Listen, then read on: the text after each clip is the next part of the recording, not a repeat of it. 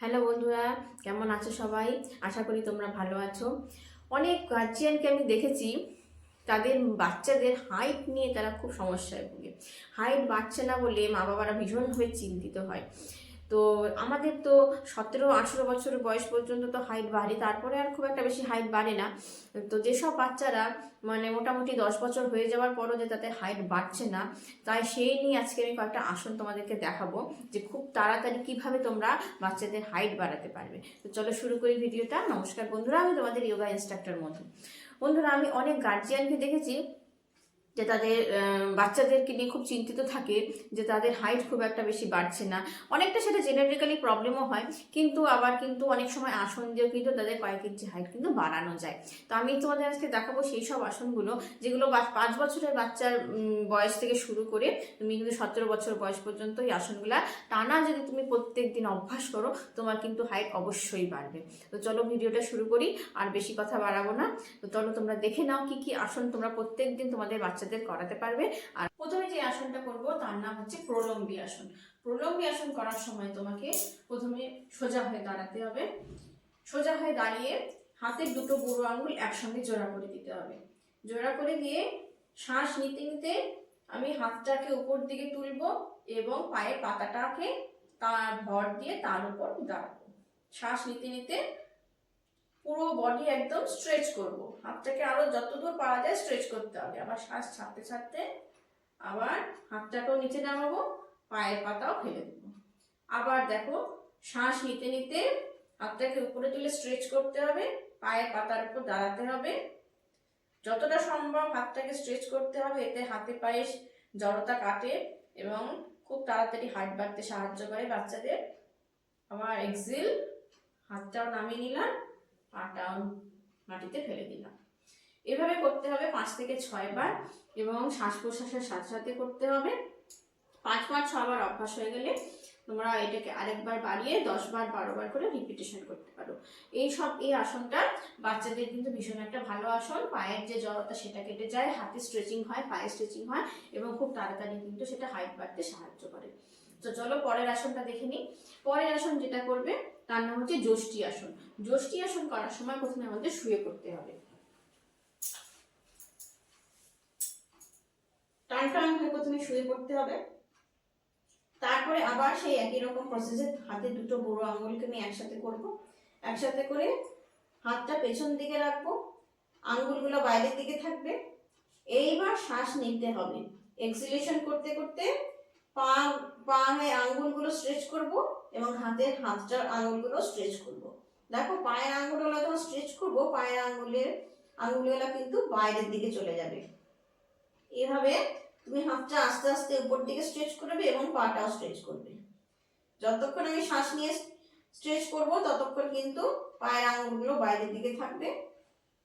তারপরে যখন এক্সিলেশন করব, আস্তে আস্তে পাটাও আগের অবস্থায় ফিরে আসবে, হাতটাও আগের অবস্থায় ফিরে আসবে। আবার দেখো, দুটো বুড়ো আঙ্গুল জোড়া করে হাতটাকে কানের পাশ দিয়ে সোজা পিছনে রাখবে এবং পাটাকেও সোজা রাখবো। এবার ইনহেলেশন করব। ইনহেলেশন করার সময় পাটাকেও স্ট্রেচ করব, হাতটাকেও স্ট্রেচ করব। হাতটাকে উপর দিকে স্ট্রেচ করব, পাটাকে নিচে বাইরের দিকে স্ট্রেচ করব। পুরো শরীরকে টান টান করে দিতে হবে, শ্বাসটাকে নর্মাল রাখতে হবে। তারপরে যখন এক্সিল করব, তারপরে হাতটাও ছেড়ে দেব, পাটাকেও আস্তে আস্তে শিথিল করে দেব। তারপরে উঠে পড়ো। বন্ধুরা, যষ্টি আসন করার ফলে ফুসফুসের বায়ু ধারণের ক্ষমতা যেমন বাড়ে, পায়ের পেশিগুলি স্ট্রেচও কিন্তু খুব সুন্দর করে হয়। আর সবসময় খেয়াল রাখতে হবে দুটো বুড়ো আঙুল কিন্তু জোড়া থাকে। দুটো বুড়ো আঙুল জোড়া করে হাতে স্ট্রেচিং ও পায়ে স্ট্রেচিং করতে হবে এবং শ্বাসের সাথে সাথে করতে হবে। এটা 4 থেকে 5 বার করার পরে যখন অভ্যস্ত হয়ে পড়বে, তখন সেটা রিপিটেশন আরো 10 থেকে 12 বার করে করতে হবে। তো চলো পরের আসনে যাই। পরের আসন করবে ত্রিকোণাসন। ত্রিকোণাসন হচ্ছে সোজা হয়ে দাঁড়িয়ে দুটো পায়ের মধ্যে সামান্য পরিমাণে গ্যাপ দেব। এই গ্যাপটাও কিন্তু ডিপেন্ড করে হাইটের উপরে। খুব বেশি গ্যাপ বা কতটা গ্যাপ হবে পায়ের মধ্যে সেটা ডিপেন্ড করে হাইটের উপরে। তো আমি এতটুকু গ্যাপ দিয়েছি পায়ে। হাতটাকে একদম সোজাসুজি শোল্ডার লেভেল অব্দি করবে, একদম সোজাসুজি করবে। অনেকে এরকম ব্যাকা হয়ে যায়, কিন্তু রাখতে হবে এরকম একদম সোজা। তারপরে আস্তে আস্তে একদিকে নেমে পড়ো এক্সিলেশন করে। দেখাতে হবে পামের দিকে। তারপরে আবার ইনহেল করে উপর দিয়ে উঠে পড়ো, আবার এক্সহেল করে উল্টো পাশে পায়ে হাত দাও এবং তাকাবে হাতের পামের দিকে। আবার ইনহেল এন্ড এক্সহেল। আরেকবার দেখো, শ্বাসের সাথে সাথে দেখাচ্ছি। দুটো পায়ের মাঝে গ্যাপ দিয়ে ইনহেল এক্সহেল,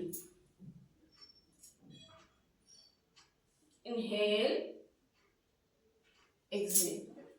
এই জায়গাটায় এসে তোমরা ব্রিথিংটাকে নর্মাল রাখবে, 30 থেকে 40 সেকেন্ড হোল্ড করবে, তারপরে আবার ইনহেল করে উঠবে, এক্সহেলের সময় হাত নামিয়ে দেবে, পা আগের অবস্থায় চলে আসবে। ত্রিকোণাসন পায়ের জন্য ভীষণ ভালো একটা আসন। এই ত্রিকোণাসন বাচ্চাদের জন্য ভীষণ একটা ভালো আসন। যাদের হাইট কম বা হাইট বাড়ছে না তারা কিন্তু প্রত্যেকদিন ত্রিকোণাসন অভ্যাস করলে তাদের কিন্তু খুব ভালো রেজাল্ট পাওয়া যায়। তো তোমরা চেষ্টা করবে প্রত্যেকদিন এই হাইটের যে শিডিউলে তোমরা আসন করছো সেখানে ত্রিকোণাসন রাখার অবশ্যই চেষ্টা করবে। তো চলো পদ্মহস্তাসন। পদ্মহস্তাসন করার জন্য প্রথমে সোজা হয়ে দাঁড়াও, হাতটা উপরে দিয়ে ইনহেল করো এবং এক্সহেলেশনে পায়ের পাশে হাত রেখে মাথাটা ভেতর দিকে ঢুকিয়ে দাও। তারপরে কিছুক্ষণ হোল্ড করো, আস্তে আস্তে ইনহেল করে উপর দিকে ওঠো এবং এক্সহেলেশনে আবার হাতটা নামিয়ে দাও। এইভাবে যখন যারা মাথাটা হাঁটুতে ঠেকাতে পারছে না তারা অন্যভাবে পদ্মহস্তাসন করতে পারে। সেটা দু পায়ের মাঝে গ্যাপ দিয়ে দাঁড়াতে হবে এবং হাতটাকে উপরে তুলে ইনহেল করো এবং এক্সহেলেশনের সময় হাতটাকে দুই পায়ের মাঝখানে রাখো এবং মাথাটা ভেতর দিকে ঢুকিয়ে দাও। এভাবে কিছুক্ষণ হোল্ড করে রাখো নর্মাল ব্রিথিং এ। তারপরে আবার ইনহেল করে হাতটাকে উপর দিকে তোলো, এক্সহেলেশনের সময় হাতটা ছেড়ে দাও।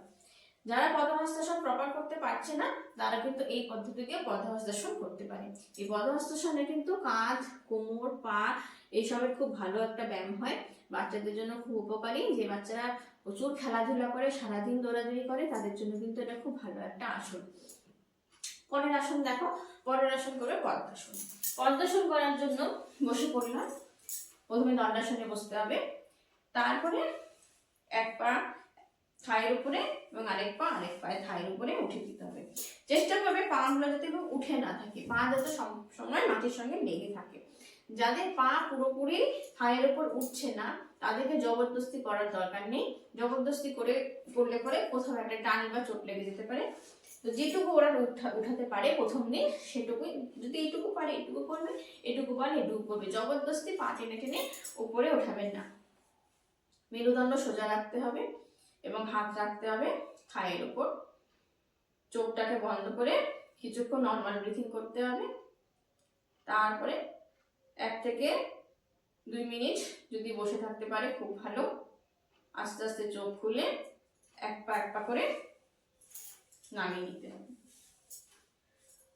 বন্ধুরা, পদ্মাসন কিন্তু বাচ্চাদের জন্য এমন একটা আসন যেটা শুধু উচ্চতা বৃদ্ধির সাথে সাথে তাদের একাগ্রতা বাড়াতে সাহায্য করে, তাদের বুদ্ধিও বাড়াতে সাহায্য করে এবং যেই বাচ্চাদের গ্রোথের ভীষণ পায়ে ব্যথা হয় সেই বাচ্চাদের জন্য তো ভীষণ উপকারী একটা আসন।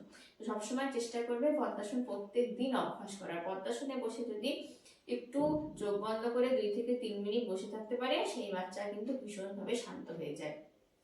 তো বন্ধুরা, ভিডিওটা আজকে এই পর্যন্তই।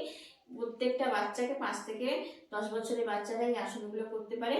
সবসময় তারা উচ্চতা বৃদ্ধির জন্য আসনগুলো করতে পারে, এমনি সময় অন্য কোনো সময় যারা আসন অভ্যাস করে তারাও এই আসনগুলো করতে পারে। এটা বাচ্চাদেরই আসন।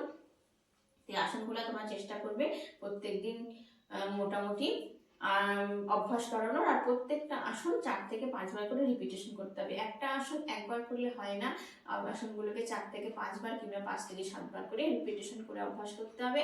আর অবশ্যই ইনহেলেশন মানে ব্রিথিং এর সঙ্গে সঙ্গে আসনগুলো অভ্যাস করার চেষ্টা করতে হবে। তো ভিডিওটা কেমন লাগলো আমাকে অবশ্যই জানিও। আবার আসবো একটা নতুন ভিডিও নিয়ে। ততক্ষণে তোমরা ভালো থাকো, সুস্থ থাকো।